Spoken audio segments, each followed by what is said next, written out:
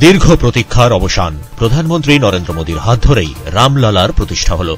গর্ভগৃহে রামলালার আরতি করলেন প্রধানমন্ত্রী। গর্ভগৃহে রয়েছেন উত্তরপ্রদেশের মুখ্যমন্ত্রী যোগী আদিত্যনাথও। গোটা অযোধ্যা জুড়ে কড়া নিরাপত্তা। সোমবার চূড়ান্ত আচার ও রীতিনীতি পালন করে রামলালার প্রতিষ্ঠা করেন প্রধানমন্ত্রী। একেবারে ঘড়ির কাঁটা ধরে সোমবার বেলা 12টা 5 মিনিটে রাম মন্দিরের প্রাঙ্গণে প্রবেশ করেন প্রধানমন্ত্রী নরেন্দ্র মোদী। পুজো দেওয়ার সময় যেমন ডালা থাকে, সেরকমই একটি ডালা ছিল প্রধানমন্ত্রীর হাতে। তারপর তিনি মন্দিরের ভিতরে ঢুকে যান। সেখানে পুরোহিতের হাতে ডালা তুলে দেন। তারপর তাকে তিলক পরিয়ে দেওয়া হয়। হাত জোড় করে পুজো অর্চনা শুরু করেন প্রধানমন্ত্রী। হতে থাকে মন্ত্রপাঠ। এছাড়াও ছিলেন আরএসএস প্রধান মোহন ভাগবত এবং উত্তরপ্রদেশের রাজ্যপাল আনন্দীবেন প্যাটেল। ব্যুরো রিপোর্ট, পূবের কলম ডিজিটাল।